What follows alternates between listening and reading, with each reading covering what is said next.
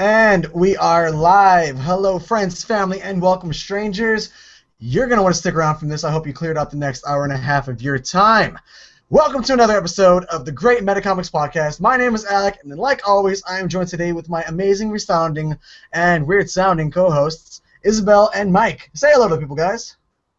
Hi. Yeah, hello. That's Mike, everybody. And we're usually joined with our other co-host, Josh, but sadly, Rip Hunter came in his time sphere and took him away to solve the problems of the missing multiverses. So hopefully he's back next week. But if he's not, then well, it's okay.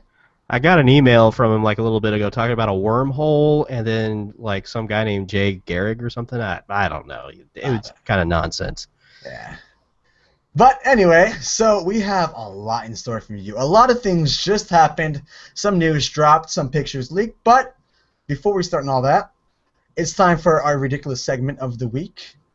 And we're going to do something that I feel we should do more often on the MetaComix Podcast, and that's get a little competitive. So, without further ado, I introduce you guys to the new segment I like to call Comic Book A, B, and C's. So, the rules are pretty simple. What's going to happen is I'm going to start off with me, and then Mike, and then Isabel. I'm going to say something related to comic books. It starts with the letter A. Then I'm going to jump to Mike, and he's going to start with the letter B and say something related to comic books, and so on and so forth. Whoever messes up is out of the competition until there's only one sole winner remaining. Depending on the time, depending how long it takes and how good we are, we might do multiple rounds. But the winner will get an amazing prize. And what will that prize be? You'll find out at the end. It might be. I'm not promising, but it might be a MacBook Pro. Ooh. Maybe. It's probably Yeah, it's probably not. Let me check the MetaComix funds for that. So question. I have a question before we do this. I have an answer. Are we going like narrowed down like, okay, all this from Marvel, from DC, or is it like everything pooled together? Actually, yeah, okay, so we're going to do 3 rounds then. How about that? Okay. We're going to do the first round, strictly Marvel. Second round, DC. The third round, anything goes. Okay, cool. Alrighty. So who's starting this, Mike or me? You guys could pick. Pick a number between 1 and 10. 8. 7. Mike, you start. Okay. Alright. All right. So, anything that's within the realm of Marvel. Anything within the realm of Marvel. Ant-Man. Oh crap! Whose turn is it? Is mine or Isabel's? Oh yeah. Yours? Yeah. We'll go. Me, Alec, and then Isabel. We'll do Okay, it that gotcha. way. So Ant-Man, Baxter Building. Cat. Fuck. Isabel's out. Are we on? Continue with C, Mike. Captain America. Oh! Da, da, da, da, da, da, I'm gonna put a timer. Dan DeVito played the original Hulk in the Incredible Hulk TV show. Oh, Alec, are you gonna be out on the letter D? No, I don't think so, man. I mean, I was just playing around with the Dan DeVito thing. 7, 8, 9, Crap, not 10. counting You're out down. of time! Dairy Queen. I don't know. Oh wow! This would be so much easier for like DC for me. I don't know, like I hardly know anything Marvel. Yeah, dude. I did not plan to be out in the first 4. Okay. Can we just put that as a warm up? Yeah, that's Sure. a Warm for all up. of All right, that was warm up. Okay. Marvel Okay. was a warm up. Okay, let's go. Run. Let's Ready, go. set, go, Mike. Starting with letter A again. Yep. And what's the top? Are we just sticking with the Marvel thing? Okay. I'm just gonna say Ant-Man again because I don't remember. Baron Zemo. Catalyst. Dexter. His comic books are on Marvel. What starts with E? Oh, come on, man. This one should be easy. I don't know. I'm trying. It seems easy until you're in the spotlight. 10 seconds. 9 seconds. 8 seconds. Why am I counting? 5 seconds.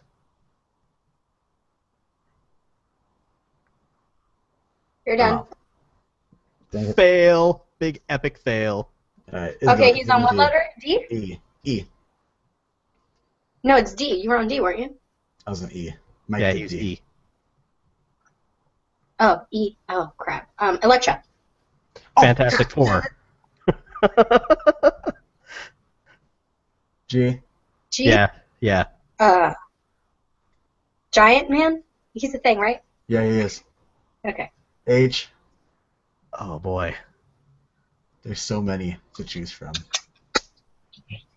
And I'm drawing a Falcon blank. Rage. Really? Yeah. Mike! I don't know why I'm drawing a blank on 8. 10 seconds. 9, 8, 7, 6. Hank Pym. Okay, nice. I. Iceman. J. Jessica Drew. K. K. Uh-huh. Cat. Her name starts with a K. From the X. Cat. That's not her name. What's her name? Isn't it her name? It's not. That's not her. Kitty. Kitty. There Kitty you Pryde. go. Sorry, There you Kitty are. Pryde. L. L. We'll put timers on this. Each person has like 10 seconds. Oh, man. I don't know why I'm drawing so many blanks. Yeah, for the next. Okay, I'm gonna give you 10 seconds starting now. 10, 9, 8, 7, 6, 5, 4, 3, Dang it. 2. I'm toasted. I don't know. And Isabel gets the first points. I went for a marble. Congratulations. Okay, so this time I'm gonna put a stopwatch on, so I could keep track of how long we're taking. We're gonna have 20 seconds max, guys. Okay, and this time we're doing DC, right? We're doing DC. Yep. Mike, you want to start it off again? Bring it. Actually, how about the winner starts it off? That's a good idea. That's a good All idea. right. I like that idea. Mm-hmm. Okay, starting now. Mhm. Arkham. Who's next? Mike. Batman. Catwoman. D is for... Shit. The diamond on Superman's chest. I'll take it. E. Edward Nygma. F. Oh crap. The Flying Graysons. G. Flying Racing. G. Grace. Gray. No! Hold up. How much time do I have? You have 10 seconds. 10. Actually, 4, 5, Gray. 3. G. Great. You're out. Damn! G. Mike. G. Mm-hmm. Gray Ghost. I don't know what that is, but okay. I'm pretty sure that. I'm pretty sure that's like Batman's hero or whatever. If somebody knows the answer, just go ahead and leave it in the chat. Yeah, I'm pretty sure it's All Gray Ghost, but H now. H for me.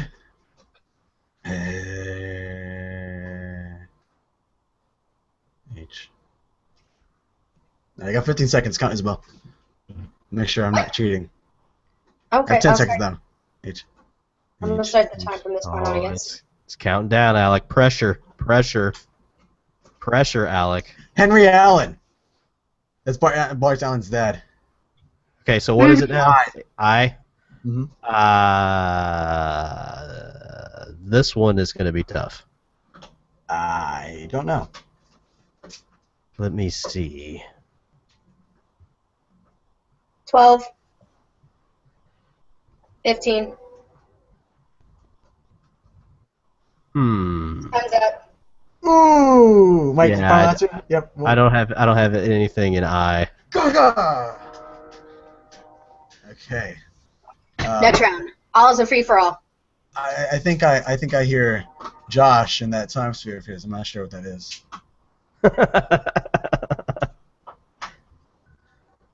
Alrighty. Now the final round. Now, okay, so this is the way it's gonna go in the event of a tie. If it's a three-way tie, we do another all or nothing round. If it's a two-way tie, meaning if me or Isabel wins this round, wait, never mind. Then that wouldn't be a tie. So if you take this one home, we do another one. Okay. Alrighty, and we're gonna start off with me now, because I won. Yep. Go for it. So Starting now. Ant-Man. Barbara Gordon. Ooh, nice. Captain America. Doctor Doom. Elastic Man. Nice. F. Franklin Richards. What do I have? G. Yeah. Giant size X-Men. H. Hawkeye. I. Iceman. J. Oh crap! I'm drawing a blank. J. J. Jonah Jameson. K. Kitty. L. Darn it, the L's, man.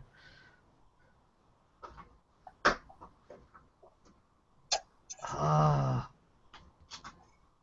10 seconds. Laurel Lance. Oh, Or no, what wait. I'm thinking. Oh, I'm so messed up. I was thinking something with an I, and then I got mixed up with L for some reason. Did say Dang it. Laurel. Laura's an L. No, he has I. Yeah, I have I. I got myself all discombobulated. Yeah. Okay. Okay, so now it's between us two. So I now for me, right? Okay. Is it I for me? Yes. Reset. Iceman. Starting now. Iceman.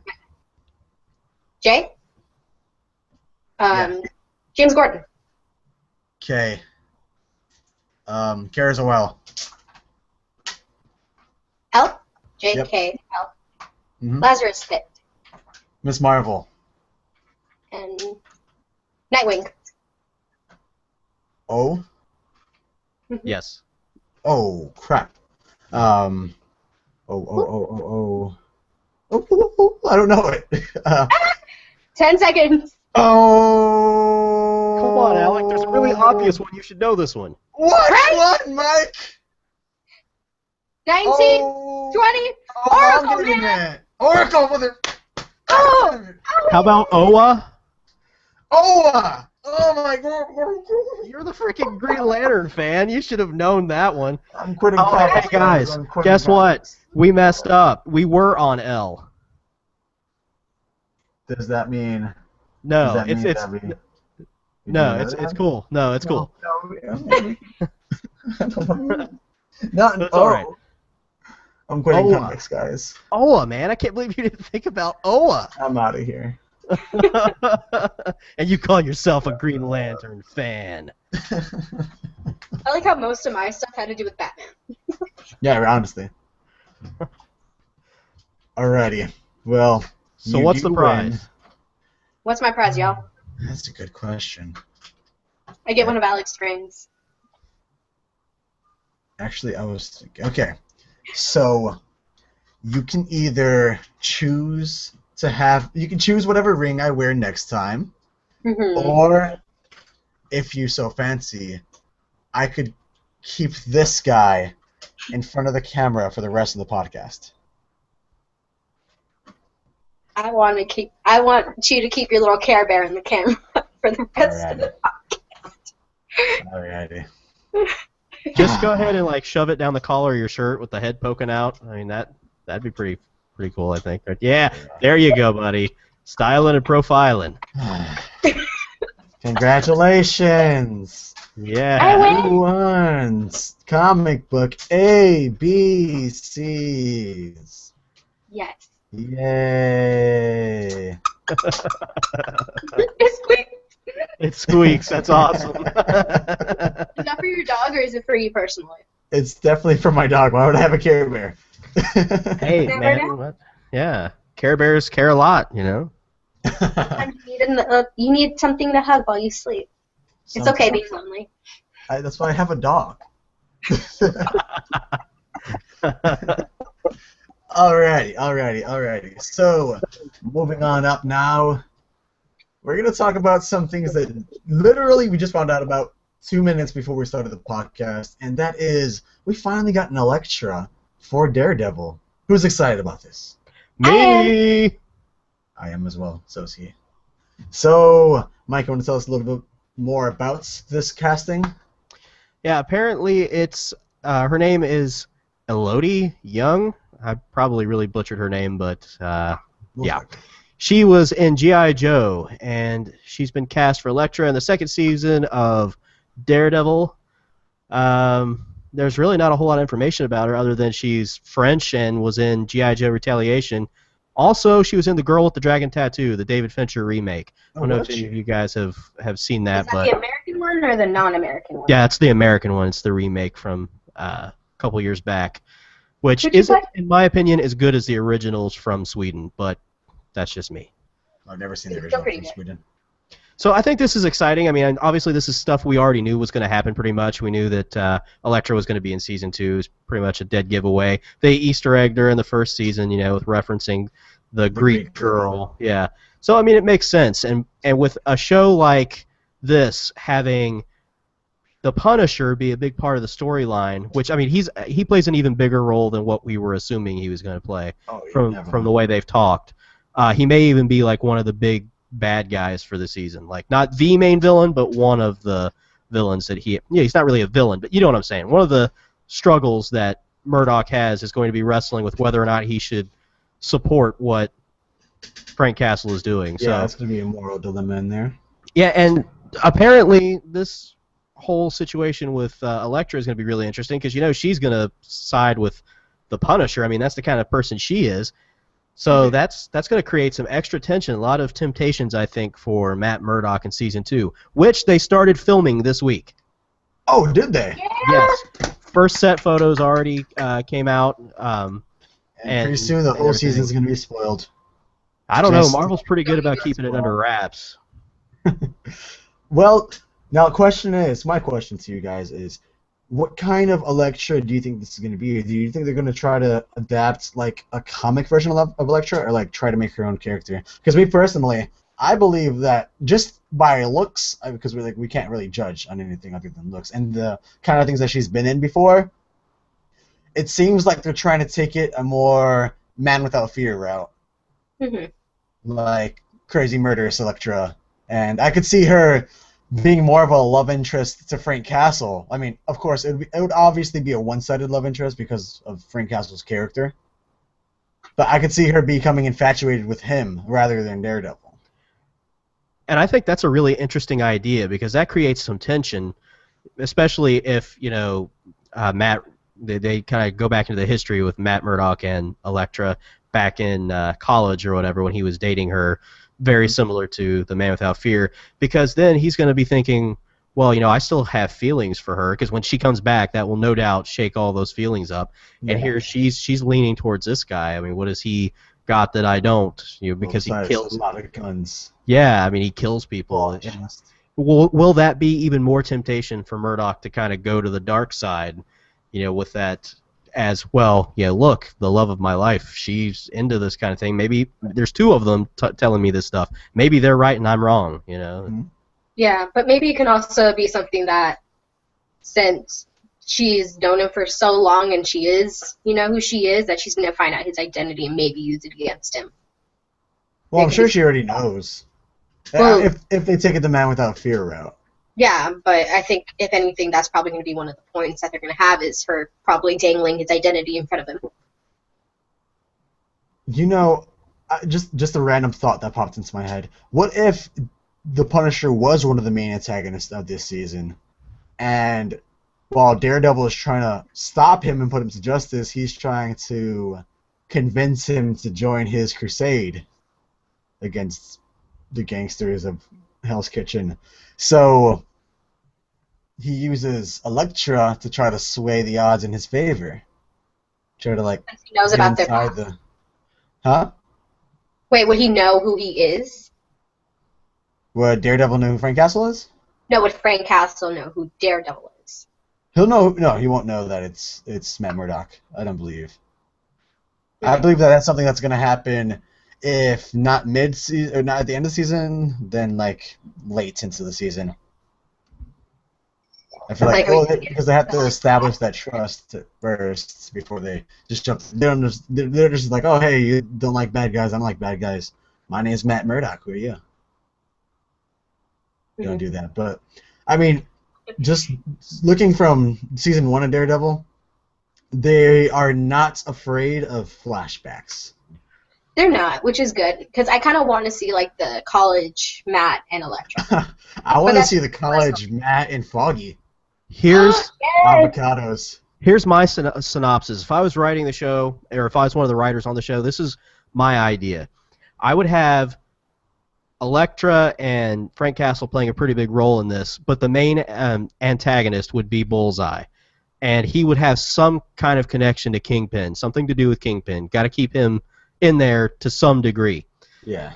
And I would have Bullseye kind of running the gangs in a way, or something like that, running the street-level thugs, and posing such a threat that at some point Frank Castle goes to Daredevil, even though they've been fighting each other and kind of been against each other the whole season. At some point he says, we need to work together. And, Daredevil recognizes, hey, I don't have a choice. I'm going to have to work with him to stop Bullseye. But in the process, he says, okay, we got to play by a certain set of rules, though. You can't just kill anybody and things like that. And, of course, Frank Castle's not going to listen. Of course. But, that's going to create that tension towards the end. But I would have that in there. That would be the main thrust. And then Elektra would be there to just kind of pull at Murdock and kind of be that temptation, that forbidden fruit kind of thing that pushes him ever towards that Punisher-esque style of dealing with crime. That would be the direction I would take it, and have her play that big role, but not have her necessarily in front every time she's in a scene. Just being there, subtle, pushing him, and kind of maybe even keeping some of her craziness on the down low. Like, we see some of that stuff in some scenes with her in it, but it's just her, like we did in Frank Miller's run. The whole alley scene. I would probably recreate that scene, for one. I would probably do that shot for shot, dude. Well, it's I think that's so disturbing. The thing is, prior to actually watching the show, I thought they were gonna try to lay away from more of the violence and stuff like that. Completely changed my mind whenever that man impaled his head on that spoke. I was just like, whoa! He did that! That just happened! The very first fight scene. Happened! The fight scene in the very first episode, the very beginning, when he grabbed the dude's arm and snapped it and you saw the bone poke out of the skin, I was like, they're taking this to a whole new level right here. But that's what I want from my superheroes. Well, the dark and broody ones. I like seeing them beat people to a bloody pulp and break bones. Yeah, they don't kill. You just make sure that you can never eat solid food again. Mm-hmm. Like how he threw him off the freaking roof. Yeah, he'll live. They made him catatonic. Yeah, it's insane. But that's just gonna bring a whole new aspect. Now, 2 questions that I want to see answered. But I hope they don't answer in the first episode. But I ask you guys these questions. 1, do you think Elektra is gonna in some way reciprocate the feelings for Matt? Because in all of our scenarios, it's seeming like Elektra is going after Punisher or nobody, and Matt's just falling for her aimlessly. I think she's gonna have her feelings, but she's gonna be denying it in the beginning. I could understand that. And you, Mike? What would you say? Yeah, I'm in the same camp there. I think that it's going to be obvious she feels something, but the depth of her emotional connection to him is not going to be evident until towards the end. And that's going to be, I think, a good reason for her to exit after Season 2 and maybe then just kind of come back in the middle of Season 3 to kind of pick up that storyline. give it that extra little bit of drama there or whatever. So I think that's how I would do it. I don't know. And now, the big question of Season 2 of Daredevil. Do you think Matt Murdock Daredevil will end up taking somebody's life this season? No. You, Mike? I think they're going to have to push it somehow, and I think that there's a pretty high probability or a likelihood that he could take a life, but it'll be by accident. It won't be something I think he would do intentionally, but it will haunt him nonetheless. And I think that if that's going to happen, it's going to happen when him and the Punisher, if they take this route, would be working together. You know, like maybe he's trying to stop Castle and something he does ends up getting somebody killed or something of that nature. And I think that's going to haunt him and add an extra layer of depth for them to explore in Season 3, like the guilt. You know, because Season 1, I mean, that was just straight up like, hey, this is who I am, this is what I do, and this is the line that I need to draw in the sand, that I need to stand here on this principle, not taking a life. Season 2 kind of sees him struggle with that a little further, and then once again make that line, but something happens and, you know, adds that guilt factor there where he has to really examine what he's doing and how he's doing it. Now, speaking about recreating scenes from Miller's run, how crazy would it be if they recreated the hooker falling out the window scene? That would be really crazy if they actually did that. Like, it would make a big significance to Matt. Yeah. And I think they should recreate. Yeah, I think they should recreate it, but not with him being young in a flashback. Oh no! The current day I'm talking about, like him fighting the Punisher in an all-out brawl in like some brothel somewhere in Hell's Kitchen, and like the prostitute just falls out the window. And how much sense does that make? I mean, that makes a lot of sense. That makes so much more sense than him actually like stabbing somebody or breaking their neck. That's perfect. That is a perfect way to do that particular storyline right there. That element right there. That's perfect. Now, me personally, I believe he is going to take someone's life this season, but it's either going to be because of an accident, like we just talked about, or two, a setup. I think I feel like the setup's going to happen. Where like, I can just imagine him like punching Punisher, or whatever. Who's the guy who's playing Punisher again? The guy from Wolf of Wall Street. Shane. Yeah, Shane from The Walking Dead. I can't remember. John Bernthal or something like that. Bernthal's his last name. Mr. Bernthal. Then I can just imagine him just punching in his face and like he has that blood coming out of his buck teeth or whatever. He's just like, and then like Daredevil will just kill somebody. He's like, "You did this, Murdock. You did this." And then just like him and Elektra escaping something. That's just like going on in my head canon right now. That's just what I'm imagining. I could see here's what I could see, kind of along those lines with the whole hooker scene, having him do that, right? Like he accidentally during the fight knocks the hooker out of the window, and he's just like, "No, I can't believe this happened," and he's looking out the window, and then Frank Castle just beats the ever-loving crap out of him, and then at the end, like kind of picks him up, puts his head out the window, and says, "See, you did that. You did that because of you not seeing how things are really supposed to go. You being unwilling to do what it's supposed to be done here. You caused that." And then I'm gonna stop you right there, Mike. I'm gonna stop you. Because of you not seeing, that's kind of in bad taste, don't you think? How is that in bad taste? He's blind, guys. Oh yeah. but he's not gonna know that? The Punisher won't know that. I feel like if that's going to happen, it's going to be more like Frank Castle knocks him out the window as well, but not to like the point, because like it's Daredevil and he's not going to die from it, but he's going to get injured, they're going to go at it, and then he's going to be on the ground, and he's going to, of course, like hear it, smell it, be all that goodness from what he does, and he's going to be like, "Oh my gosh, he's dead," and then Frank Castle's probably going to like put him over her and be like, "Look at what you did." Something you know like what that. I want to see? Just goofy as it is. But somewhere along the lines in this series, the Daredevil series, I want to see a bad guy discover Daredevil's weaknesses and just fall out in like his into like the middle of Hell's Kitchen with air horns full of Axe spray, and just spray it all around and just mess him up. Like, "You can't hear me, you can't smell me. What are you gonna do now?" Ooh, what else? Yeah, you This see, sounds dorky, but I kind of want to see like cute Elektra and Daredevil scenes. Like, I want that very much so. I'm not gonna lie, I want that too. I want it. If they go the Frank Miller route, there won't be any cuteness. Back There's in a lot of flashback. murder. In flashbacks. Oh, and flashback. Yeah, they could do that. I could see Yeah. that. Mhm. But no, like current time, I want them killing each other. Flashbacks, I want it all cute. Mhm. Here's the thing. You're talking about how he's blind and everything. How did nobody else ever piece it together that he can't see through that mask? There's no possible way to they're see just, through like, the mask. Superhuman Maybe they just stuff. thought it was like sunglasses and he was a douche, just wearing sunglasses indoors and whatnot.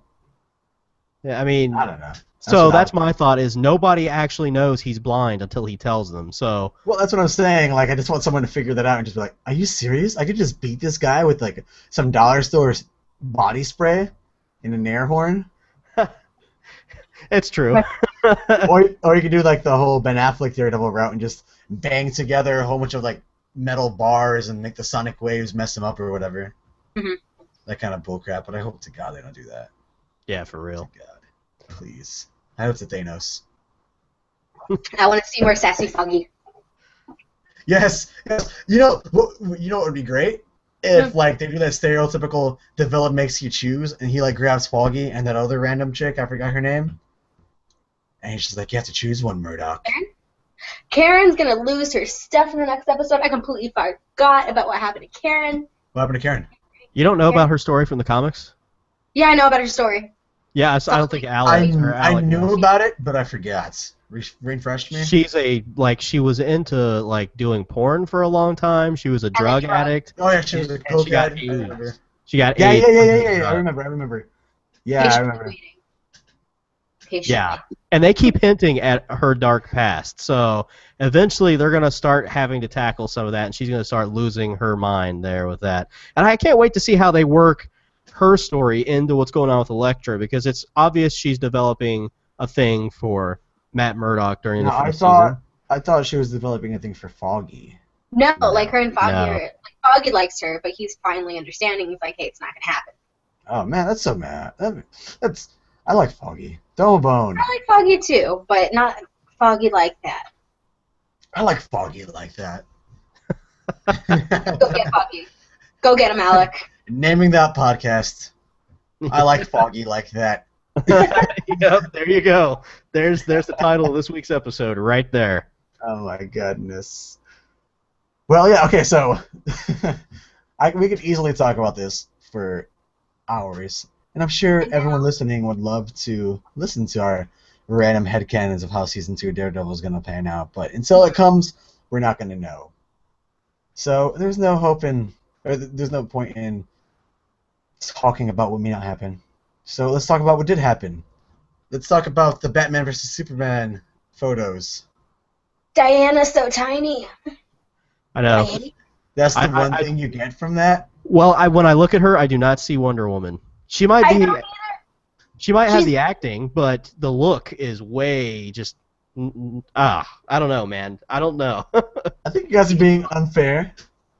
I don't care if I'm being unfair. You don't mess up Diana. Diana's Superman. She's a tall woman. She's big. She's bulky. She's not like a bit like she's set. She is a set woman who is freaking tall as hell. But Is she really that tall though?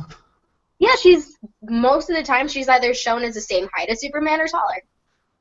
Taller than Superman, isn't he? Yeah, Like, if you look at the All-Star comics, she's drawn taller than Superman. Well, just like basing off of strictly character appearance, it's all based off artist rendition. Because I mean, I'm sure you could go back and find a comic where Wonder Woman looks like a petite 16-year-old girl. Most of them I've seen with Diana, she's tall. Okay, well, not counting the height then. How about like? I like Gal Gadot. No. Let's say it. No. I think she could pull it off. Here's the No. thing. Like- Diana is it like supposed to be kind of like an Amazon, right? She's an Amazon. Yeah, she's an She's Amazon. a princess of the Well, Amazons. She is a technically, demigod. she's a demigod now. Yeah. So I'm not feeling the look. She's And the I'm- god of little people. Who And let knows? me tell you something. I'm also not feeling the look of Lex Luthor in that pic with that freaking awful wig. Oh my Gosh, goodness. that wig! You guys I already don't know think how I that's feel good. about Jesse Eisenberg as Lex Luthor. I Who? feel like He has the acting chops for it, but I want them to add more Lex Luthor and less Jesse Eisenberg. Yeah, because I feel like they're going to add a lot of Jesse Eisenberg. Because Jesse Eisenberg does a good Jesse Eisenberg. He doesn't do a good anything else. What I want them to do is just like they did Star Wars and like Darth Vader in the original Star Wars, just like have Jesse Eisenberg act as Lex Luthor, but have Kevin Spacey do the voiceover work for Lex Luthor. That's so weird. But, and for the love of, I mean, they already said that he's going to be bald by the end of the movie, but I don't want him to be bald by the end of the movie. I want him to be bald at the beginning of the movie. That's disgusting. And I mean, like, if you're going to pick a wig, pick a normal-looking wig or something. Not like something that looks like a wig. You have all the money in the world. Like, why would you get a wig? It looks like Michael Myers. Yeah, it looks a lot like the Wayne's World wigs. Yeah! Dude. If someone who lives a not-so-rich lifestyle can get a freaking, what's it called, where they put it over? If someone could get a weave and make that look as real and beautiful and make it look like that is their actual hair, and Lex Luthor, who's $1 billion franchise person, whatever, can't purchase a wig that looks somewhat realistic, he needs to get a stylist so he can fix it. Yeah, speaking of stylists, what's up with his outfit, too? Because he looks like he just came back from, like, a stoner convention. Okay, well, think about this for a second. That other picture with Gal Gadot and Ben Affleck, it obviously looks like they're at some kind of function or, like, benefit or something. Yeah. And the picture with Luthor it looks like it's the same setting. So you mean to tell me that this meeting of rich people, he comes in looking like that? And I'm supposed to believe like catnip and burnt cigarettes. Yeah, and I'm supposed to believe this is the most like diabolical genius in the history of mankind. I'm not buying it. He looks. I mean, every time I see him, I think, "Party on, Garth! Party on, Wayne!" You know, yeah, monkeys might fly out of my butt. You know, I'm not thinking Lex Luthor, the one guy who can think of a million different ways to take out Superman. I'm thinking, what is this? This is a guy who got rejected from community college. That's what I'm thinking. And you know, if we're gonna like slam on Gal Gadot for the way that she looks about Wonder Woman, let's slam on Jesse Eisenberg because he, especially in these pictures, he looks nothing like Lex Luthor because Lex Luthor is not only one of the most scientific minds in the world, he's one of the most built. He's jealous of Superman, so he's not gonna sit up and be like, you know what? Maybe I should put on some like 5-minute abs or something like that, and then eat a half a cheeseburger. He's like, oh, let me go to the gym, let me do whatever I can to make myself look bulky and look physically massive compared to Superman. And Jesse Eisenberg looks nothing like that. He looks like Isabel could snap him like a pair of chopsticks. Yeah, I mean, that's the thing, too, is now, as much as I don't think Gal Gadot looks the part of Diana, I think Jesse Eisenberg is even worse as Lex Luthor by far. Like, I would still rather see the role in Gal Gadot's hand because at least at the end of the day, she's probably going to do a really good job with the acting, even if she doesn't necessarily look what I would think Wonder Woman would look like. Mm-hmm. Jesse Eisenberg has that annoying voice. He's got one skill set as far as what he can actually be on camera, and it's the same part every time. A quirky ass. Yeah, like the hipster jerk is pretty much what he is every time.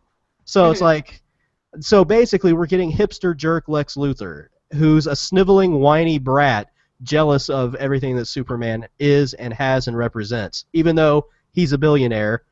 It's stupid. I don't like that idea at all. I don't like saying like, oh, you know, he's gonna be a bad Lex Luthor based off of like his acting skills because I mean we don't really know until the movie comes out how he's gonna portray Lex Luthor. But god damn it, if you're gonna act the same way in every movie and expect the actor to act a different way in a different movie, it's not gonna work. Look what happened with Seth Rogen in The Green Hornet. Oh yeah, that was just cringeworthy to watch. Yeah, the Green Hornet's supposed to be this really sly, manipulative guy, but he became Seth Rogen because Seth Rogen was the Green Hornet. And I'm afraid that that's what's going to happen with Jesse Eisenberg. I love Seth Rogen, and I love the Green Hornet movie, but not for a Green Hornet movie, just for a Seth Rogen movie. I don't like Jesse Eisenberg, and I'm not going to like this if they turn this into a Jesse Eisenberg movie. Right, and I get what you're saying with that, too. And, you know, the thing is a lot of this falls under the director, Zack Snyder. Oh, here we go. And now time for our new segment, Mike Rants. Mike Rants! Okay, so listen. I can't stand Zack Snyder. I can't stand David Goyer either, and they're kind of like a package deal a lot of the time with the stuff with DC. These guys have no respect for comic book fans, no respect for the lore that's come before them, no respect for anything that's being done by any other companies right now, especially in movies. I recently read this little interview with him, where he's talking about why Superman and Batman are fighting, why Batman doesn't like Superman. And the whole reason for this was because of all the damage that was done in Man of Steel. So here's what happened, right? So basically, the fans who went and watched Man of Steel, they complained nonstop about all of the violence in the city, the destruction, all the lives that were taken, how Superman didn't even try to move the fight out of where the people were at in the middle of Metropolis. Yeah. So, people were complaining about that. So what does, Zack Snyder try to do? He tries to fix this by saying, oh, well, the whole point of this movie is we want to show people that what would happen if a superhero really did all this damage and how people would react to that. Unlike those other comic book movies, obviously taking a dig at Marvel, where they never address this, mostly because the heroes are not stupid enough to do a battle in the middle of the city without moving all of the civilians out of the way. Yeah. He starts slamming them for that, saying, what kind of message does that send? I mean, really? This guy wants to talk about that? I mean, it's like, dude, you screwed up the first movie so badly. They had to put Batman in the sequel, all right, to save you. They screwed up Superman so bad that you had to do this. And then when it comes down to all of this crap with, all the destruction, that's just not like Superman to not even try to get the fight away. But we're geniuses. See, we were going to tackle this subject, and we're going to use that for this movie, and that's why Batman doesn't like Superman. He wants him to be held accountable, unlike those other movies where they don't talk about this, and nobody's there to put out that message that doing this destruction is bad, and they laugh at it, and blah, blah, blah. Like, they laugh at it because they saved everybody, doofus. You remember the first Avengers movie? Keep everything in a 4-block radius. If it gets out of that radius, turn it back or turn it to ash. Captain America's words. The two Avengers where they were just. Alec, you need to watch it. Yes, Alex still has not seen Avengers: Age of Ultron. Spoilers. You know what? It's been out for so long. Spoilers. You can't say that anymore. Yeah, I can. I just did. Twice.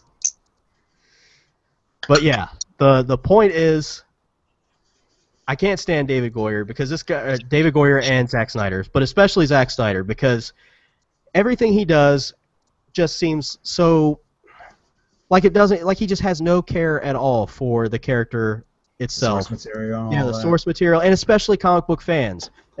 More so David Goyer in that respect, because Goyer straight up trashed everybody who wanted a Martian Manhunter character in the Justice League movie, saying only virgins and nerds know about that character. That character would never work. Yeah, he said a character like that would never work in these movies. Yet we have the Vision from Marvel, who was everybody's favorite from the Avengers movie. So, what? Give us Martian Manhunter. I want a Martian. Give me Jean. I want Jean. It's not a spoiler. He's on the posters. He was also in the trailers. Yeah. But I didn't know that he was everyone's favorite, Mike. Yes, he's everybody's favorite. So, And I mean, in all intents and purposes, Martian Manhunter and Vision share a lot of the same character elements.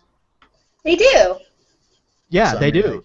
And so if one works, if they do Martian Manhunter right, he would obviously probably be a pretty big hit. All right, so here's my thought on that statement right there, that only nerds and virgins are going to know this character. All right, if you're going to make a superhero movie, first of all, why are you going to try to play up those stereotypes?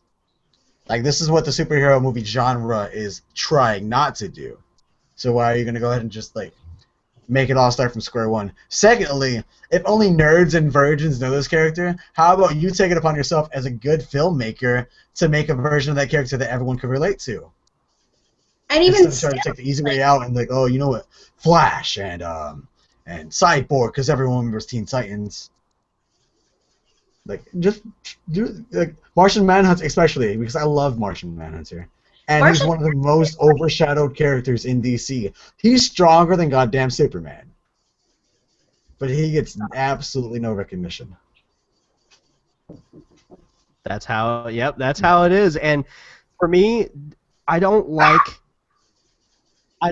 David or Zack Snyder. I don't like the way he does things cinematography wise. You know, like with the whitewashing of the colors. You know, getting rid of the colors, making it real dull and dark. Like that works to a certain degree, but man, he just like goes haywire, just overboard with all of this color saturation stuff, and just like takes out all the brightness, and it just feels like a world that you don't want to be a part of. And I don't necessarily think that Superman works that well in that kind of a darkness. Colorful. He's happy. Yeah, I try to defend Man of Steel as much as I possibly can, but that was one of my biggest complaints with the movie too. Like, Superman's supposed to be red, white, and yellow. I didn't see any red, blue, and yellow. Sorry. And I didn't see any of those colors. And, like, that's whenever people started arguing, saying that, you know, all superheroes are starting to be dark and gritty. Why are you going to take Superman to make him dark and gritty? Come on. That's not the right road to take whenever you're trying to portray a Superman movie. Like, imagine if they made Flash dark and gritty. I hope to God they don't do that. If David Goyer and Zack Snyder are anywhere near it, it will be. You know, supposed to be a Boy Scout, and he looks more like a Boy Scout who's tried and has given up, and now... That looks more like that camp counselor who stays in the corner of the cabins. Yeah, because, I mean, those guys have already said that they're going for a dark, gritty, realistic version of these characters, that's what they want to do. They want the DC movies to be the dark, realistic ones, and let Marvel be the more, like, cheeky... God damn it. No, stop it right there. No, do not do that.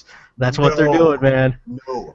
Listen to the source material. Listen. It's funny, though, that it can be serious, it can get dark, and then they add some humor to it.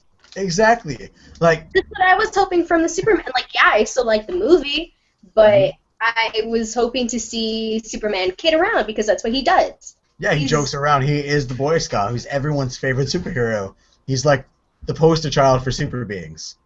Yeah. Strictly because he's such a nice guy. Well, and you know the thing with it is, they despise the humor of comic books. Like, they don't like anything that's like fun. To be honest, the way that I'm seeing it right now, it doesn't even seem like they've read much comic books. It doesn't. They haven't. He said he didn't want to make it that close to the source material when he made Man of Steel. Well, I mean, I'm just hearing from the public outroar on... I mean, because, like, me personally, I don't have much against them, except for, you know, the whole Martian Manhunter thing. That there's no excuse for that. But I am so happy that DC is finally playing catch-up with Marvel, and that I could finally see some of my favorite heroes on the big screen. I just wish that it was a better creative team behind it. Because, I mean, you're going to talk to anybody who avidly reads comic books. If a good creative team is not on the book that you want to read, odds are you're not going to read it. Absolutely. So, every time I get excited about this movie, I start to get a little bit excited, and then Zack Snyder says something. He opens his mouth, and I'm like, I'm considering not watching this just because of him. Dude, I'm going to watch the hell out of this movie. I'm going to watch it 4 or 5 times, even if it's like rated a 34% Rotten Tomatoes. I'm seriously tempted to not even go see it, and I'm not like that with comic book movies. I'll usually see anything. Like, I still plan on going and seeing the Fantastic Four, even though I know that's going to be a big pile of dog crap. I'm still going to go watch it. Yeah, I'm excited for that, like I'm excited for a root canal, but it still needs to be done, so I'm going to go anyway and watch it. But, you know, I'm not like, oh, yes, it's that guy from that one movie where he plays drums. He's awesome. I can't wait to see it. No, it's... Well... The thing about Batman vs. Superman is, especially for me, because Batman and Superman are two of my favorite characters in any kind of media, period. So I'm not going to miss the chance to see them on the big screen. I'm going to try to separate the movie from the directors as much as possible. And I'm just going to try to enjoy the movie for what it is. Don't connect to the comics. That's what I'm going to go into the mindset of. Yeah. I'm just going to go into have a good time. I really hope that this doesn't end up like The Amazing Spider-Man 2, wherever like beforehand they had like a whole bunch of press and they're like, oh yeah, well, Sinister Six movie, Aunt May's going to have a movie, Catwoman's going to have a movie, Harry Osborn's going to have a movie, and then like the movie just bombed, and then they're like, yeah, these are scrapped at the moment. They're not really. See, that's where Marvel played it really smart. They had an idea for doing a connected universe, but they waited to develop anything further until after the success of Iron Man was established. Mm-hmm. And then piece by piece they released the information until they got to a point where they were like, hey, anything we churn out is going to be a hit pretty much. It may not be, not every one of them may be like, Captain America Winter Soldier big or Guardians of the Galaxy big, but they'll be a big enough hit that we can warrant doing the rest of these movies. So they announced that slate, but think about it. They've been at work on this since like 2006 or 7, and they didn't release the slate of movies that they have for the next like 5 years until like last year. Yeah. So I mean, they took their time and was like, we don't want to announce something that's not going to end up turning out right. So if this movie sucks, if Batman vs Superman tanks, which I mean, it'll make a ton of money, but if people complain a lot about it, we're going to get a Suicide Squad movie, and then that'll probably be the end of it. And I mean, at this point, I don't even really want a Suicide Squad movie. Their lineup is good. That is, from what I'm seeing from it, I think it's a good lineup for what they have. Suicide Squad? What? Suicide Squad? Yeah, like Suicide Squad, everything else, like the list that they have out right now. Well, they have everything out for Suicide Squad.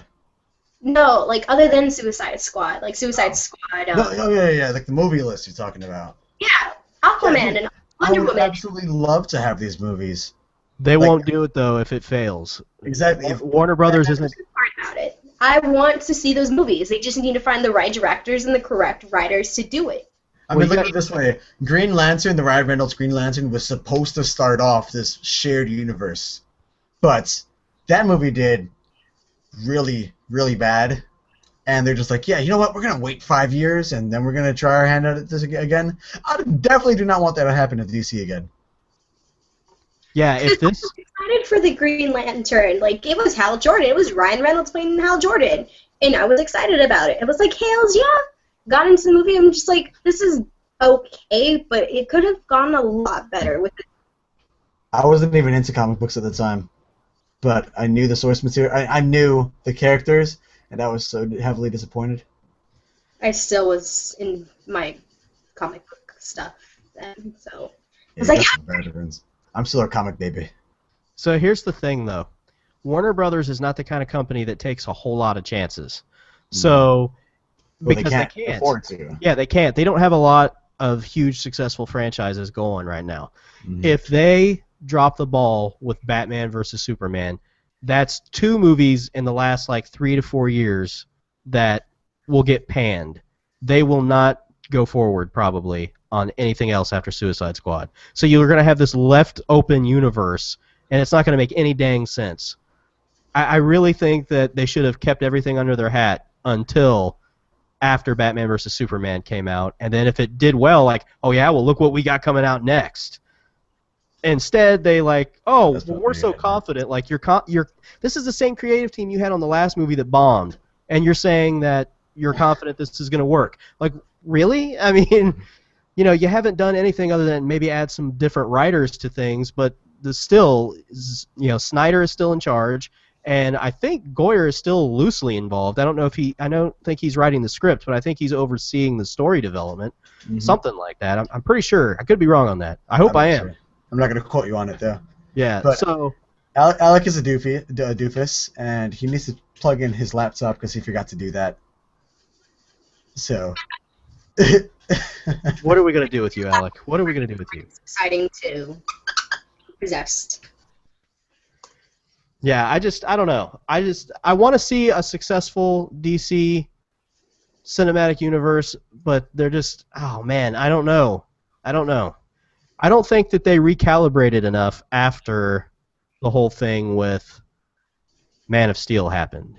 You know, when people were really disappointed how that movie turned out, I don't think they really changed up enough to bring this back. I mean, it made money, but you know, people didn't enjoy it like they did the original or like the old Superman movies. So I don't know.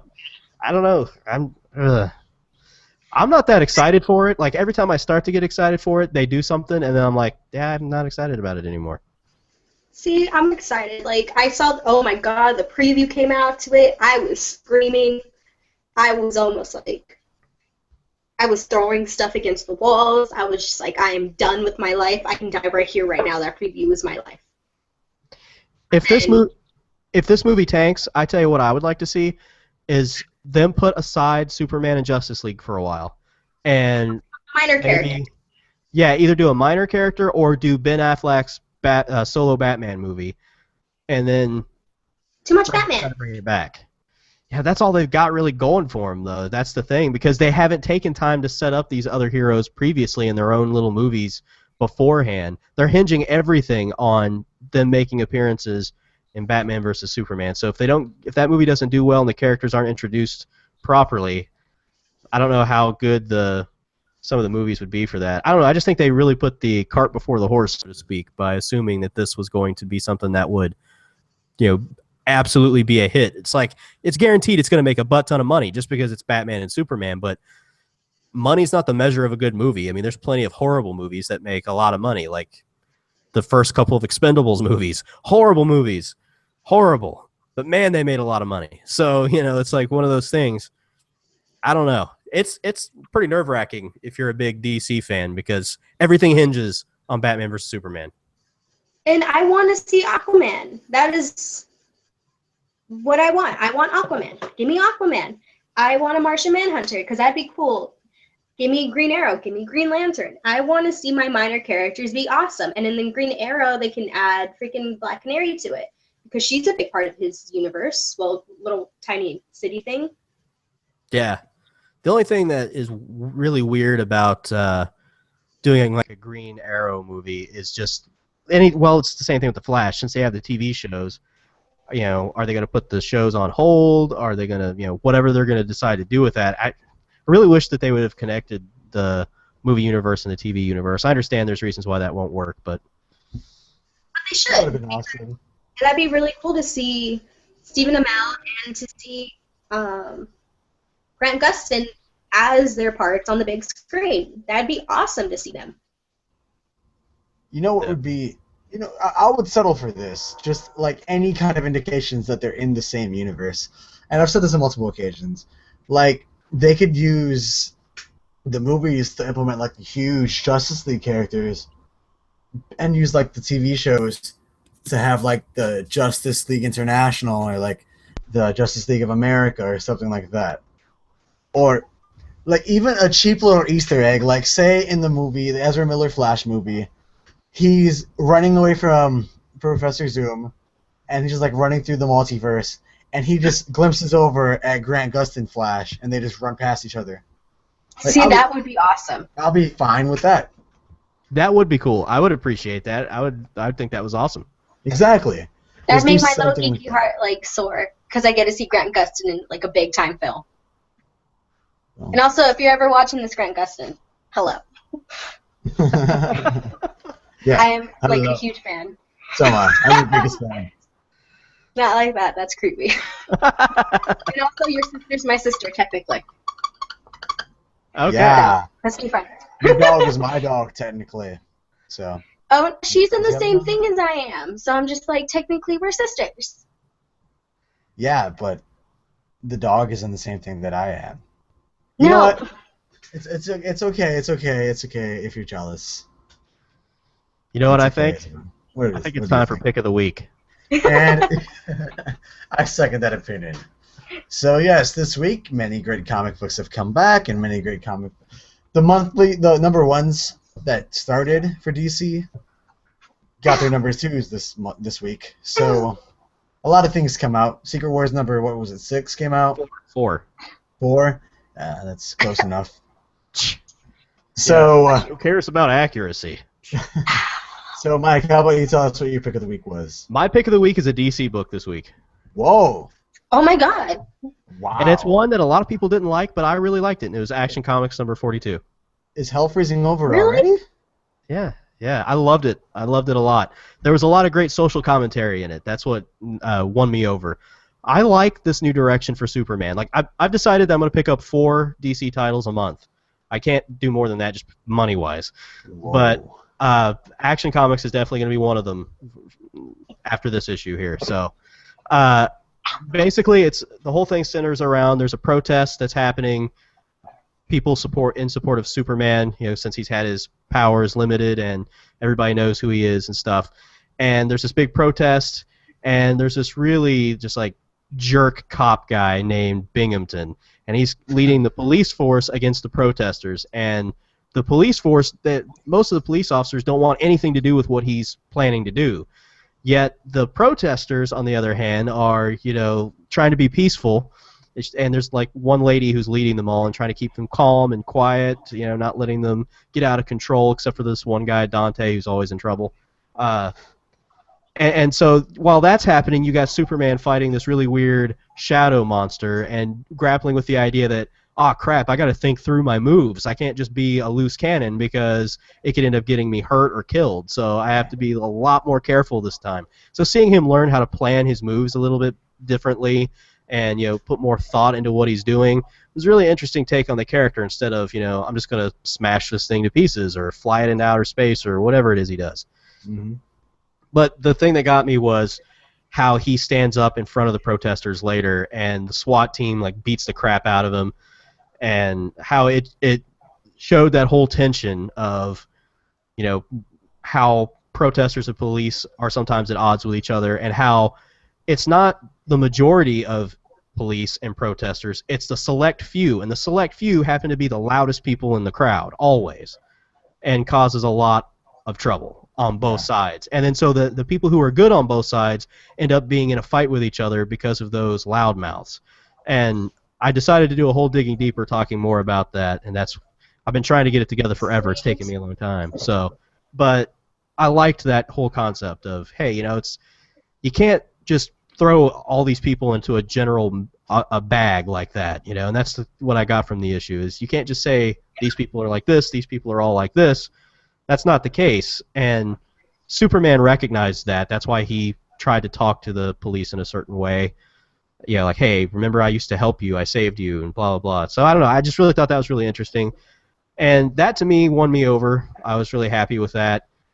I really liked Secret Wars number 4, and it was really, really good. I mean, it was like a 9 for me, close to a 9. Nice. But this was definitely a little bit better. Definitely a little bit better. So that was my pick of the week. I'm happy to hear that you picked DC book. Well, I'm sure you are. I'm sure you are. My corruption. Frickin' Care Bears. That's how excited. Uh-huh. It's not me, it's this guy.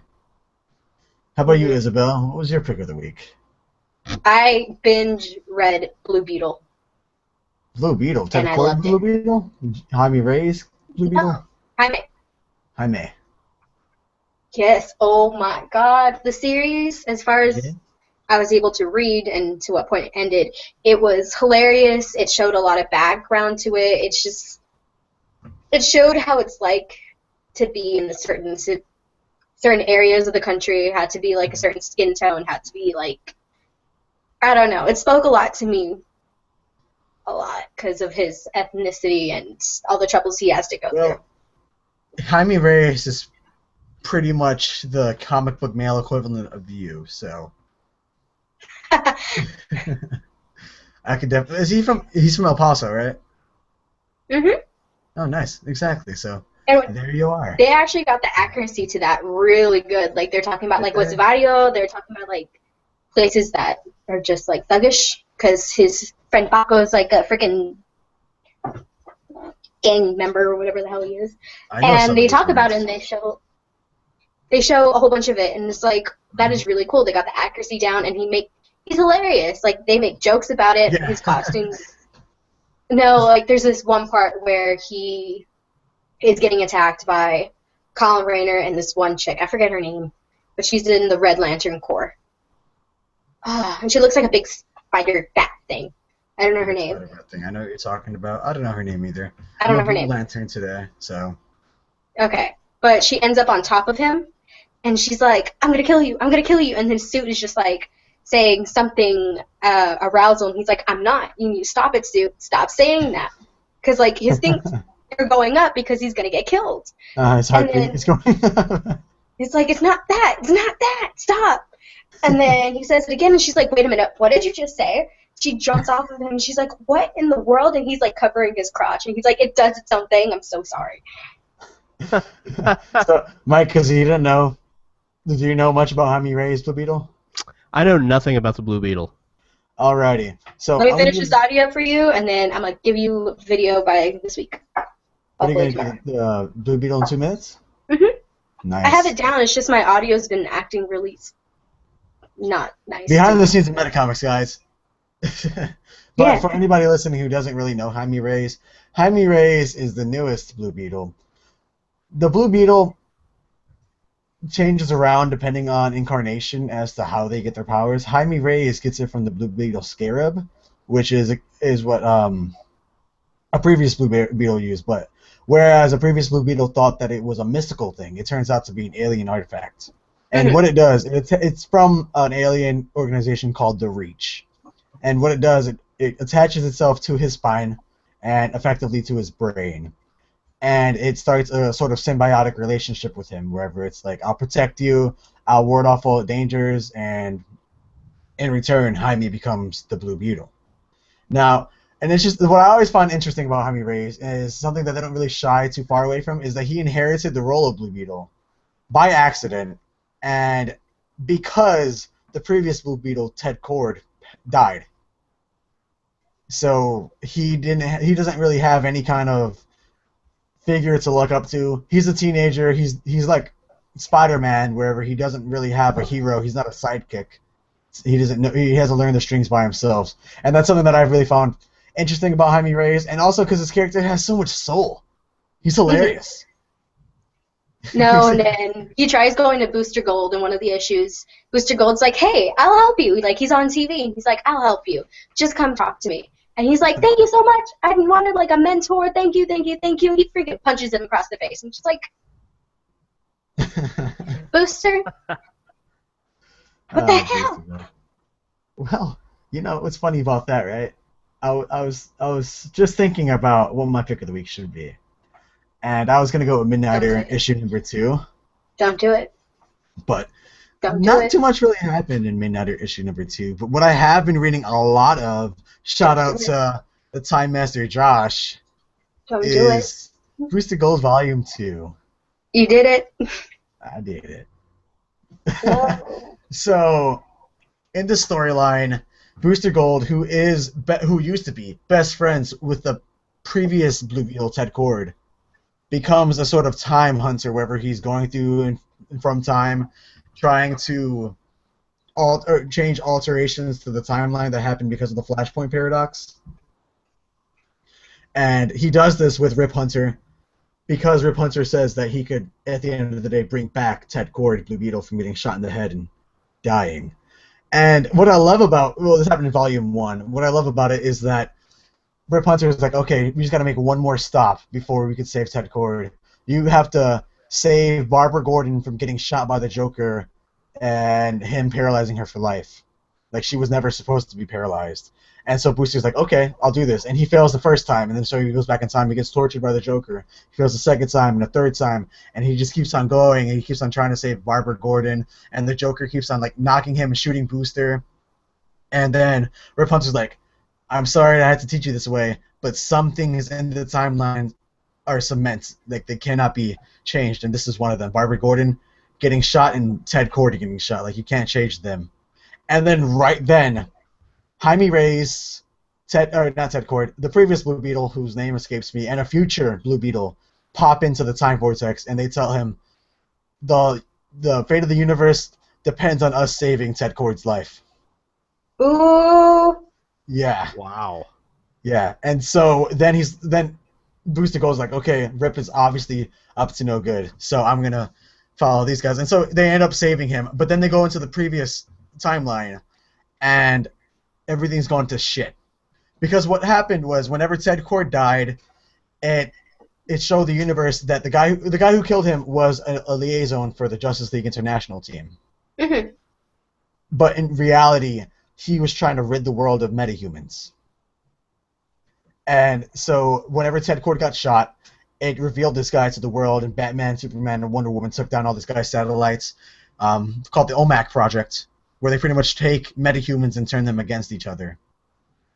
And because Ted Kord was still alive, that never happened. And so they get to the previous day, and they're met by Guy Gardner, who I tried not to mention in this podcast. Oh, the Guy Gardner. Yay, Guy Gardner and Hawkman. And another reason why this is my pick of the week is because Guy Gardner dies. Yay! Yeah, he dies pretty early on. But so in Volume 2, Ted is like trying to talk to Booster, saying, you know what, I really have to die, because if I die, all this could go back together. How many people are going to have to die so that I live? And then Booster's just like, no, Ted, we're going to save you. I just want Blue and Gold back together. The whole team, you're my best friend. I did all this for you. And the funny thing is, Booster had the chance to either save Ted Kord or his sister. And he chose Ted Kord. Just because his sister died by accident. Ted Kord died as a direct association to Booster Gold. So he felt more responsibility for that. So like this whole book, Batman's dying, Superman's dead, Green Arrow, and like Ted is just talking to Booster. He's like, how many more people are gonna have to die so that I live? And it turns out that the future Blue Beetle was actually Jaime Reyes' arch nemesis, the Black Beetle. And he pretty much wanted to do this specifically because he didn't want Jaime Reyes to exist anymore. Wow. And, yeah. It's way deeper than I thought. That's why whenever Josh told me that Booster Gold is your favorite character that you don't know exists, I didn't really believe him. But I read this book, and that's exactly who he is. And the great thing about the end of this issue is that Booster Gold finally gets the recognition that he deserves because he saved the multiverse. And so he gets back to his timeline, and he's beating up the Royal Flush Gang. They made an appearance in Arrow. I'm not sure if you know them, Mike. No, I don't think I do. They're a whole bunch of card-based androids. So he beats the Royal Flush King, and then Green Arrow and Green Lantern come up, and they're like, oh, did you hire them, Booster, or are you just trying to boost your publicity? And then Batman calls him, and he's like, Booster, I need to speak to you right now. And so Booster goes to the Batcave. He's like, listen, I know I'm a jerk. I'm an asshole. I deserve to go back to the 20th century and just be happy that I got a job as a janitor. I'm just going to go back, Bruce. I don't want to hear this from you. And then Bruce shows him pictures of him trying to save Barbara Gordon from getting shot. And he's like, listen, Booster, I've known this forever since the Joker took these pictures, but I just wanted to wait until it seemed like the right time, because in these pictures, whenever you came to the 21st century, you weren't wearing the same outfit that you were wearing in this picture. So he's like, I was just waiting for you to wear this uniform so I could talk to you. And I know what you did, and I understand I may not be Ted Kord, but if you need to talk to me, you can talk to me. Batman being sentimental. And then the final issue ends with Rip Hunter saying, I'm sorry I couldn't bring back Ted Kord, but you know who I did bring back is your sister.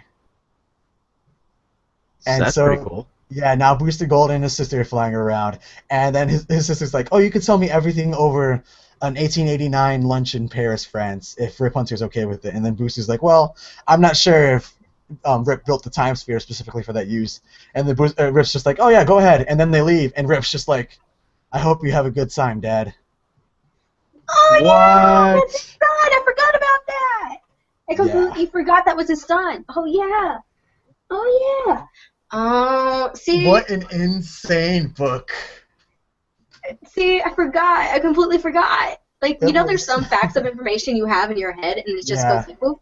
It's one of those things. I read this whenever I was coming home from work today, and like I was trying to fight back these tears. I'm just like, that's so adorable. I would have cried. That is pretty deep, man. I like that. And then it has an epilogue of Rip Hunter talking about the Carter family lineage, because Booster Gold is Michael Carter.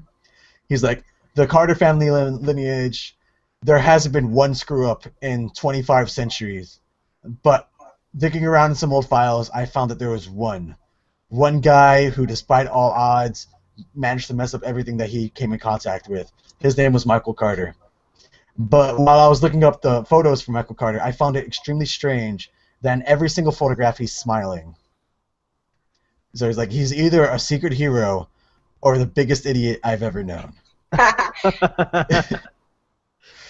And yeah, so that's my pick of the week. And the crazy thing is, there's still 4 more volumes. So Goodness, man. Wait. Yeah. Never thought Booster Gold was that great of a character. Right? Because usually when I think Booster Gold, I'm just like, you're just a ploy. Go away, Exactly. Booster. It's insane. Well, I mean, you probably that happened with the Jaime Reyes. That probably happened whenever Booster was still an asshole. Yeah, it was when Booster was still being a dick. Yeah. And what else? No, also, Ted Cord at one point, I don't know when it was, does tell Jaime, like, hey, it's an honor for you to take my name. Yeah. And whenever they all meet, all the Blue Beetles meet. And Jaime's like, I have so many questions, I just don't want to ask. And then Ted Cord's like, I think you're doing a pretty good job being the Blue Beetle yourself. Like, I may not be there in present day, but I am honored that it's you taking up my mantle. But the sad thing is that then Rapunzel's like, all right, so you guys are going to forget all of this. You guys can't remember that you guys ever met. And so Jaime can't remember that he ever met Ted Cord. That's crazy. And But no, actually they changed Jaime's origin. Did they? They did. How's It's that? the scarab was Aztec. It fell into the Aztecs. No, it was activated by the Reach. It went to a random planet. I forgot the name of it. And it got damaged by the girl because she just rejected it. She was like, Yeah. go away. She damaged the scarab, and it goes off to Earth to get away from her. Yeah. I'm not sure. Mike, are you familiar with the Dragon Ball series at all? Nope. Oh Okay. my god. Well, in the Dragon Ball series, they pretty much send this child there to destroy Earth. He's like, okay, whenever the full moon comes, you're going to destroy the Earth. The Reach pretty much did the same thing with the Scarab. They're like, we're going to send the Scarab's going to attach to somebody, and it's going to destroy Earth. But the Scarab was damaged upon landing on Earth because humanity is just so strong-willed. And so now it fights for the good guys. Sweet.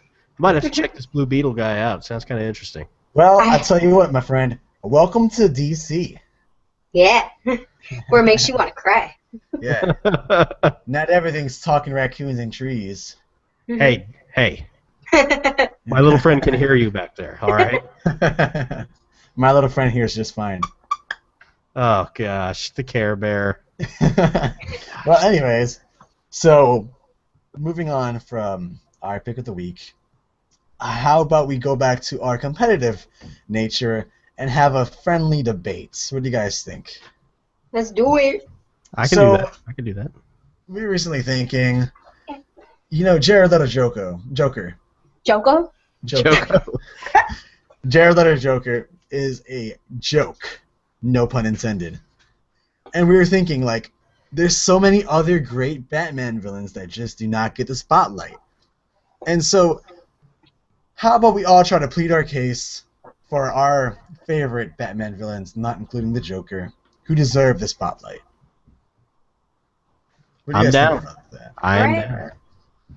Now, Isabel, how about you tell us who you're going to be defending today? I would want to be defending either Scarecrow or Poison Ivy. Which one? I don't know. I can choose for you. Choose for me. All right, pick a number between 1 and 10. 8. Poison Ivy. Poison Ivy it is. Who will you be defending today? I think I'll be defending probably the Penguin. The Penguin. Interesting choice.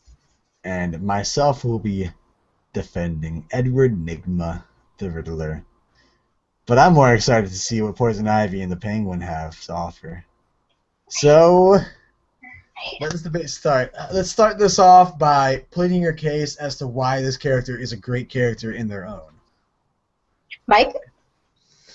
Well, Like, I have a lot of exposure to the Penguin in different forms of comic book related media.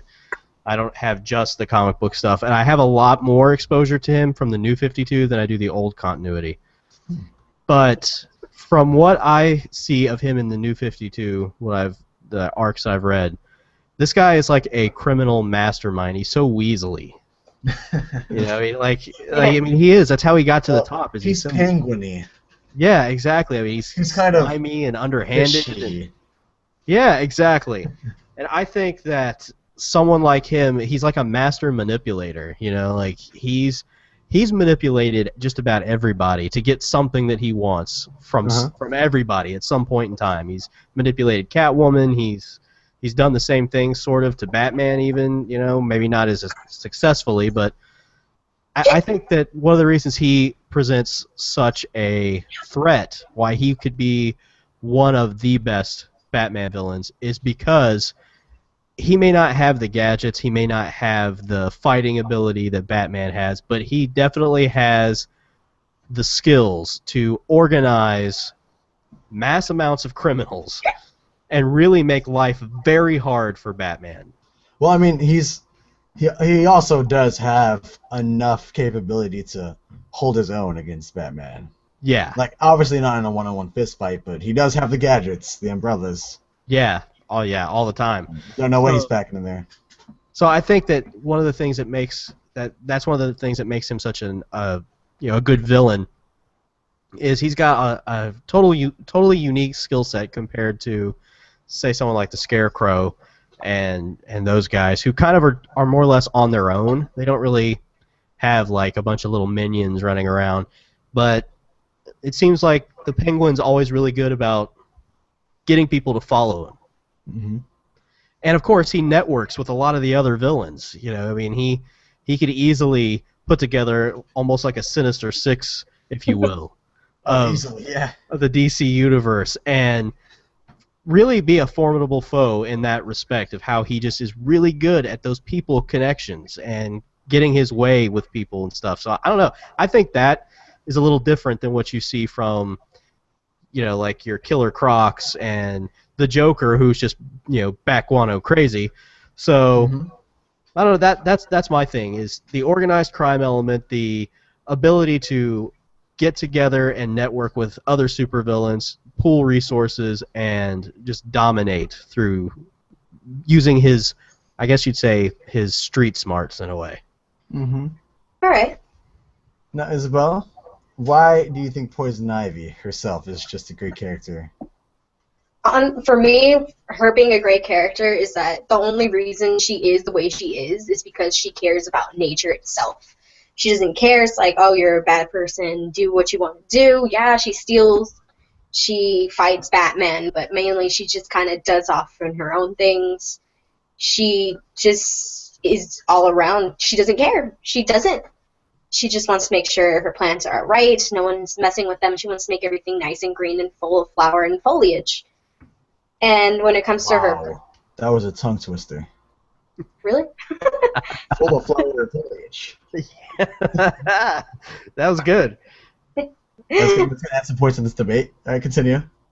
And her powers based is she can create poison, she can create antibiotics, she can create things that can make you immune to other villains' items. Like she's given Harley Quinn an antitoxin towards the Scarecrow's his fear toxins. So she's immune to it. It doesn't affect her anymore. And another thing she's done for her is given her a certain, since she gave her that, she's given her an immunity towards her own poisons, as well as giving her an extra healing factor and a little bit more of like strength. Mm-hmm. And what else makes her awesome? I can see Poison Ivy. However, I'm sorry. She messes with Batman. She doesn't care. She'll flirt with Batman. She don't care. Oh, definitely. Yeah, she got that sass. She's sassy. Mm-hmm. And no, she's like a renowned chemist too. Mm-hmm. She's smart. Oh yeah, she's brilliant. And I would say smarter than Penguin. Mm-hmm. Well, if you're talking about degrees. Science and stuff, yeah, but I mean, she has gotten people together. Yeah, but she fight has to against use certain people. pheromones. Like, she's got to use pheromones and her plantiness. It's not just like a natural Her pheromones are so strong, she was able to control Superman. Well, this is the way I see it. The Penguin has that kind of charm wherever he doesn't have to like sneak underhandedly. He could just tell you straight up, you know, this is what I want to happen. This is what's gonna happen, and you're gonna make it happen, and you're gonna listen to the Penguin. Poison Ivy, she's gonna be like, "Kiss me, my darling. I'll And show also- you what you want." And then whenever they get out of the mind control, they're gonna be mad at her. Yeah, Well, the entire exactly. time with Penguin, they're still mad. But it is canon now. I don't know when it was officially said it was canon. But her and Harley do have a romantic interest with each other now. Yeah, I knew that. I don't know when it was officially stated. In the Harley Quinn solo series, Mhm. if I'm not mistaken. But yeah, that's what makes her cool. Her pheromones are so strong she can control Superman. Alrighty. Now, I'm going to plead my case real quick. Plead your So, case. Edward Nygma, the Riddler. The reason why he's such a great character and such a great adversary to Batman is because he is probably one of the smartest people that Batman has ever faced. You see, Edward Nygma was a childhood prodigy and a genius. The reason why he feels the need to leave riddles at all his crime scenes is because he came home with a perfect score on a test one night, and his father thought that he must have cheated because there was no way to answer that. There was no way to get that riddle, and so his father beat him. Now, he carries that with him, and now he feels like he needs to prove himself for everything that he does. He's like, I did this. This is my mark. And it's that psychological factor that's going to mess up with Batman because he's going to go ahead and he's going to kill somebody, but he's going to leave a riddle so Batman knows where to look for him. And then he's going to have a plan ready for Batman. Mike, I know you said you haven't read Death of the Family, but in Death of the Family, the Joker tries to get the Riddler to escape from Arkham Asylum. Now, the Joker puts in a lethal dose of his Joker venom, and he's like, okay, it looks like you have about 30 seconds to find a way out of here. And then 2 seconds later, the Riddler is outside of his cell. He's like, I had like 150 different ways that I could escape that cell. It's just the time constraint that you really messed me up on. He's like, I could have been out of there a lot sooner. Wow. Yeah, this guy has a supercomputer. He's like, well, you blocking the front door with the Joker venom eliminated about 46% of the possible ways I could have escaped, but I still had that 64%. So, this guy is absolutely a genius. He marks his territory, which will really mess up Batman's psyche, and he always has a plan. He always has a backup plan. The only flaw that he has is his OCD. But I feel like that makes him more of an integral character because he is flawed. Whereas like the Penguin, he's physically disfigured, and Poison Ivy is just weird. Well, and he has one big weakness though that can be exploited, and that's his desire to be affirmed because of the deal with his dad, like you mentioned earlier. Mm-hmm. That kind of sets up that need for having the ego stroked. Like, what would happen if Batman attacked that weakness? How would Batman have attacked the weakness, though? Oh, there's ways. Like, maybe saying, like, solving a complicated riddle and, like, it really wasn't that hard. He's done that before. Yeah, he's done that before. Yeah, so, I mean, like, that's kind of a big glaring weakness. If it works once, it'll probably work again. Well, I mean, all of these villains are flawed in their own individual ways. I mean, for instance, the Penguin, money can only take you so far. See, the way I view Penguin is an underachieving Bane. Because they could both do the same thing, it's just that Bane is physically intimidating, whereas the Penguin can just be kicked into next week. I'll let you finish. You done? Everything all right over there? Bless you, I think. I'm not sure. I'm okay. She's allergic to poison ivy. Actually, I'm not allergic to anything. I do have a slight intolerance, but Everyone is allergic to poison ivy. no. Everyone will have a reaction to poison ivy. That's why it's poison ivy, not regular ivy. And that's why it works on 2 levels. It's not just a clever name. Uh-huh. It's also a thing. And it's raining. That is awesome. Well, congratulations. But anyway, so yeah, I mean, Batman can exploit the Riddler's weakness, but he could also exploit the Penguin's and Poison Ivy. I mean, Batman could just. Okay, so for the Penguin, there's nothing stopping Batman from just uppercutting that little twit. Butthole. Yes, Butthole. I was thinking about a nice way to say it. Yes. And then yes. Poison Ivy, there's nothing with Batman throwing a pesticide batarang on her or something. Well, this is Batman we're talking about, so I mean, it's like a formidable foe for him. Still's not going to be able to really stop him at the end of the day, you know. That's why the Joker's such a perfect character, just because he doesn't really want anything. Exactly. But like, the thing about Poison Ivy, and the Penguin is that they could both be corrupted and manipulated themselves. Yes. The Riddler, he's his own thinker. He's a free thinker, and he's not going to do anything that doesn't have his best interest. He's not going to be forced to do something or convinced to do something. He's smarter than that. The Penguin's charm would not work on the Riddler. Penguin can't just be like, you know what? You hate Batman. I hate Batman. How about I throw you a nice 6 figures and we take out the bat? The Riddler's going to be like, well, you know, if I take the bat myself, I could probably get a lot more for his head on the black market solo, so there's no reason to split up the bill. But then Ivy can just come in and be like, hi, Riddler, poison him, and then he is first. Well, I mean, but also the Penguin could also just convince Poison Ivy. Like, you know, Batman really does not like the forest, right? And an alternate universe wherever Bruce Wayne's identity is revealed, he could be like, you know, Wayne Tech is chopping down the rainforest. We got to go help him. And then Poison Ivy's going to be like, to the Plantmobile. To the Plantmobile. The Plantmobile. Hey, DC, that's got to be a thing. Come on, you just introduced the Bat Truck. For goodness sakes, let's do the Plantmobile. Well, am I wrong though? They could both easily be influenced.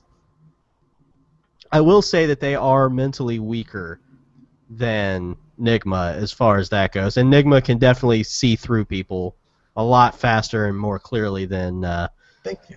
Than those two could. Exactly. But at the end of the day, you still have.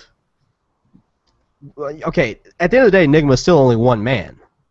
Mm-hmm. And it's not like he has any kind of physical capabilities, and he doesn't have the money at his disposal. He has to do things to get that money, whereas you've got Cobblepot, who's got everything at his disposal, and can easily use that to get what he wants, and including manipulating people. What really would Nigma have to lose by going with him? Yeah, sure, he can get more for Batman's head on a platter by himself, but does he have the means to do that? At least the Penguin has the means to get things accomplished. Where Nigma lacks the capability, well, I wouldn't even say that he lacks the capabilities to manipulate, because he can manipulate. He's a manipulator. Well, he lacks the capabilities to pay off somebody to do it for him. He gains in mutual friendships with these other villains. Ooh, friendship. Riddler and Two-Face. Riddler and Two-Face. Riddler and Mr. Freeze. These are great friends. These are people that he could be like, you know what? I scratch your back, you scratch mine. Let's go take out the bats right now, and we can split the money 50-50. I just don't like this little creep in the corner. I'm not going to do business with him. Ivy has the same thing. She has Catwoman. I'm not saying that she's... No. Yeah, but I mean, like, really? Like, they're different kind... Like... There's Catwoman... thunder! Oh. Isabel, it's okay. But so Catwoman and Harley Quinn are definitely nowhere near the same league as Two-Face and Mr. Freeze, I would say personally. And I mean, Catwoman isn't really going to take out the Bat. Of course, she likes playing with him too much. And actually, you know what? Let's elaborate on Catwoman. Because I'm pretty sure Catwoman took the criminal underground from Cobblepot. She did. Yeah, Catwoman has her own like deals and stuff. She has her own little like Catwoman could organizations. take out a bird. Yeah, I'm but pretty think sure about the. someone half capable to Catwoman's in break. charge of freaking Penguin. She tells him what to do. Exactly. So in turn, Ivy's in charge of him as well. And Yeah, Ivy but- and Riddler do not answer to anybody. But the thing is, you know for a fact Cobblepot is planning something. Cobblepot But is he hasn't planning done something. anything, Yeah, and I right. don't think he can. Cobble's Because plotting if he to tries to plan lay a hand on something. Catwoman, Batman will be on his butt faster than anything. Okay, so Cobblepot has Poison Ivy, Catwoman, and if he steps out of line, the Bats to handle. I think he has enough on his little penguin plate. Well, Ivy can just do her own thing and does what she wants. And also, I guess what makes her even like a good villain is that she also helps out people. I mean, That's my opinion. yeah, but does that mean that she deserves to have the spotlight? Yes. Here's what I think. I think Cobblepot loses. the Penguin ought to pay Bane a butt ton of money to just go ahead and kill Bane Catwoman. doesn't need a butt ton of money. Bane has a butt ton of money. Well, he needs Bane a butt doesn't need ton money. more. And friggin' Poison Ivy's controlled Bane how many times? Oh, so many times. I mean, Batman and Robin, anybody? She created Bane in that movie. Oh, Yeah, gosh. which is Let's awful. not even go there. But, yeah, that's like hitting under the belt. We don't really talk about that. No, we don't. Okay, here's the deal. I'm going to give Cobblepot a brand new power. He's going to have ice that shoots out of his nipples. And so now he can just randomly shoot ice out of his nipples. He's going to kill everybody with giant icicles. The murder weapon melts. He gets us free. Everybody's done. Everybody is done. Okay. But did you not remember what I just said? Where the Riddler and Two-Face, the Riddler and Mr. Freeze. He doesn't have to shoot ice out of his nipples. He has a gun for that. It's cooler coming out of the nipples. It's weirder. It's It like definitely fits lactated. Cobblepot. Weirder is cool. No. And that's If what I anything- like. When I think of the Penguin, I just think of a man who's chunky and has a long nose eating a fish. Just like that. Like Danny DeVito. Was it Danny DeVito? Yeah, it is Danny DeVito. Hey, Danny DeVito's Penguin was freaking creepy. It was. Yeah, I'm exactly. traumatized. And I can imagine Danny DeVito shooting ice out of his nipples. So. Yeah, here's the funny thing. My kid saw that Batman Returns movie and saw one scene of the Penguin, freaked out for like several months. I had to leave his closet light on because he was terrified the Penguin was going to come after him. So see, Okay. he gives children nightmares. He can definitely take But out. in the wrong way. No. Come on. There's nothing creepier than a short, fat guy shooting ice out of his nipples that can control Okay. birds. So, closing statements. I'm going to let you two argue this one out. How would your particular villain take down Batman? My villain will... I guess I can use a current scenario that's actually happened. But the only reason it went weird is I forgot why. Is to use Selena Kyle to actually drug her first. Be like, hey, come talk to me, get her like extra superly drugged to like invoke her wanting to do it even more because I know she's gonna want to do it to get Superman to come play. No, to get Batman and then find a way to get a hold of Superman, intoxicate him with the venom, and use Superman to kill Batman. But that's the thing. That's the thing. You know, Superman is very susceptible to brainwashing and mind wiping. But one thing that he will do under any he wouldn't do under any circumstances is kill. You could brainwash him, you can mind wipe him, but there's absolutely no way to make Superman kill. Unless it's Zod. Unless it's Man of Steel, Zack Snyder. Unless you're Zack Snyder. Zack Snyder's the only person in the multiverse that can make Superman kill. Okay, fine. I will have Superman seriously wound Batman, make Superman go away, go into his little cave of solitude, and then have Poison Ivy just finish it off on her own. Or have Catwoman do it. But would that work? You don't think that Batman would have some kind of plan, and you don't think he would sniff out the danger from a mile away? I think he would, but there's certain scenarios where he is not. He didn't know that she was I'm going to not talking about certain scenarios, though. I'm talking about Batman being Batman brooding in his cave. He's not gonna let just Catwoman walk up like, "Hey, Bruce, you wanna pet the go cat?" Whoa. I won't touch that with a 10-foot pole. So anyway, Mike, so you have the floor now. Okay, here's my plan. All right, this is brilliant.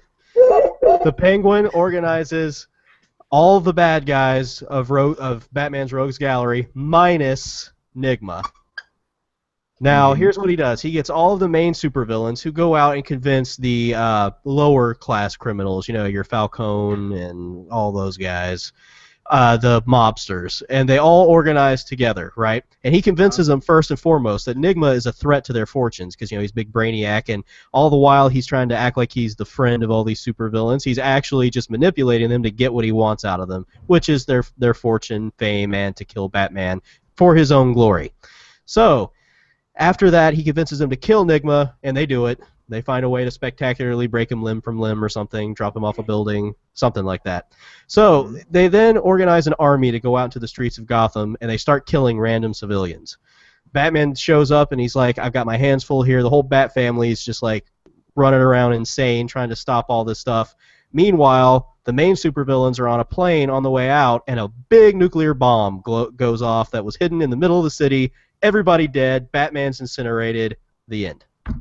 So kind of like, So what's it called? Injustice? I have no idea. I don't remember that one. So anyway, Mike, first off, thank you for allowing me to win this debate. Oh. Second of all, thank you for helping me win this debate. So Really?